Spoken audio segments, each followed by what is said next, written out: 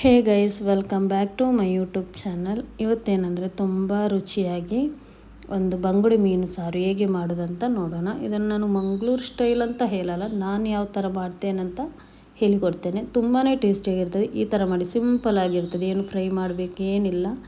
ಹಾಗೆ ಇದಕ್ಕೆ ಅರ್ಧ ಕಪ್ ಅಷ್ಟು ತೆಂಗಿನಕಾಯಿ ಬೇಕು, ಮತ್ತು ಒಂದು 10ರಿಂದ 15 ತನಕ ಒಣ ಮೆಣಸಿನಕಾಯಿ ಬೇಕು, ಮತ್ತು ಒಂದು ಅರ್ಧ ಟೇಬಲ್ ಸ್ಪೂನು ಧನ್ಯ ಬೇಕು, ಮತ್ತು ಇದಕ್ಕೆ ಒಂದು ಲೆಮನ್ ಸೈಜ್ ಉಂಟಲ್ವ ಅಷ್ಟು ಸಾಕು ಹುಣಸೆ ಬೀಜ ಅದನ್ನು ಹಾಕಿ, ಮತ್ತು ಸ್ವಲ್ಪ 1/4 ಟೀ ಸ್ಪೂನಷ್ಟು ಅರಶಿನ ಹುಡಿ ಹಾಕಿ, ಹಾಗೆ ಒಂದು ಆನಿಯನ್ ಕಟ್ ಮಾಡಿ ಹಾಕಿ ಇದನ್ನು ಚೆನ್ನಾಗಿ ಗ್ರೈಂಡರ್ಗೆ ಹಾಕಿ ರುಬ್ಬಬೇಕು. ಮತ್ತು ಸ್ವಲ್ಪ ಕರಿಬೇವು ಸೊಪ್ಪು ಅದು ಬೇಕಾದಲ್ಲಿ ಹಾಕಿ ನೀವು, ಅದು ತುಂಬ ಫ್ಲೇವರ್ಗೆ ತುಂಬಾ ಚೆನ್ನಾಗಿರುತ್ತದೆ.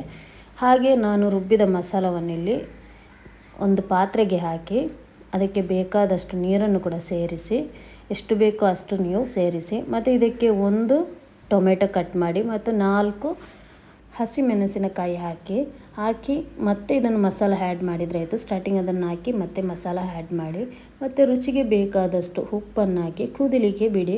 ತುಂಬ ಚೆನ್ನಾಗಿ ಕುದಿ ಬರಬೇಕು. ಇದು ಒಂದು 10 ನಿಮಿಷದ ಕಾಲ ಕುದಿಬೇಕು, ಆವಾಗನೇ ಮಸಾಲ ಚೆನ್ನಾಗಿ ಬರುತ್ತದೆ. ಹಾಗೆ ನಾನಿಲ್ಲಿ 1 kgಯಷ್ಟು ಬಂಗುಡೆ ಮೀನು ತಗೊಂಡಿದ್ದೇನೆ. ಅದನ್ನು ನಾನು ಸಣ್ಣದಾಗಿ ಕಟ್ ಮಾಡ್ತಾ ಇದ್ದೇನೆ. ಅದೇ ಥರ ನೀವು ಮಾಡಿ. ಮೀನು ಸಾರಿಗೆಲ್ಲ ತುಂಬಾ ದೊಡ್ಡ ಸೈಜಲ್ಲಿ ಹಾಕಬೇಡಿ, ಸಣ್ಣದಾಗಿ ಕಟ್ ಮಾಡಬೇಕು. ಚೆನ್ನಾಗಿ ವಾಶ್ ಮಾಡಿ ಕ್ಲೀನ್ ಮಾಡಿ ಇಡಬೇಕು, ಮತ್ತು ಇದನ್ನು ಸಣ್ಣದಾಗಿ ಕಟ್ ಮಾಡಿದರೆ ಸಾಕು. ಇಷ್ಟು ಸಣ್ಣ ಸೈಜ್ ಸಾಕು. ಮತ್ತು ಇಲ್ಲಿ ಮಸಾಲ ಕೂಡ ಕುದಿ ಬರ್ತಾ ಉಂಟು. ಇದು ಚೆನ್ನಾಗಿ ಕುದಿದ ನಂತರ ನಾವು ಅದಕ್ಕೆ ಮೀನನ್ನು ಹಾಕಬೇಕು. ಇವಾಗ ನಾವು ಮೀನನ್ನು ಹಾಕುವ, ಏನು ತೊಂದರೆ ಇಲ್ಲ. ಚೆನ್ನಾಗಿ ಕುದಿ ಬಂತು ಇದು. ಮತ್ತು ನಾವು ಎಷ್ಟು ಬೇಕು ಈ ಮಸಾಲಕ್ಕೆ ಅಷ್ಟು ನಾವು ಮೀನನ್ನು ಹಾಕಿದರೆ ಆಯಿತು. ಈ ಮೀನು ಸಾರು ಬಾಯ್ಲ್ ರೈಸಿಗೆ ಮತ್ತು ನೀರು ದೋಸೆ ಎಲ್ಲ ಉಂಟಲ್ವ ಅದಕ್ಕೆ ಚೆನ್ನಾಗಿ ಬರುತ್ತೆ, ತುಂಬಾ ಟೇಸ್ಟಿ ಆಗ್ತದೆ. ಅದಕ್ಕೆ ಇವಾಗ ಮೀನು ಹಾಕಿ ಕೂಡ 5 ನಿಮಿಷ ಕುದಿಸ್ತಾ ಇದ್ದೇನೆ. ಆದಮೇಲೆ ಸ್ವಲ್ಪ ಕೊತ್ತಂಬರಿ ಸೊಪ್ಪನ್ನು ಚೆನ್ನಾಗಿ ಹಚ್ಚಿ ಅದನ್ನು ಕೂಡ ಹಾಕಿ. ಕೊತ್ತಂಬರಿ ಸೊಪ್ಪು ಮೀನು ಸಾರಿಗೆ ತುಂಬಾ ಚೆನ್ನಾಗಿ ಬರುತ್ತದೆ, ಅಂದರೆ ತುಂಬಾ ಒಳ್ಳೆ ಫ್ಲೇವರ್ ಆಗಿ ಸಿಗ್ತದೆ. ಹಾಗೆ ನಮ್ಮ ಮೀನು ಸಾರು ಇಲ್ಲಿ ರೆಡಿ ಆಯಿತು.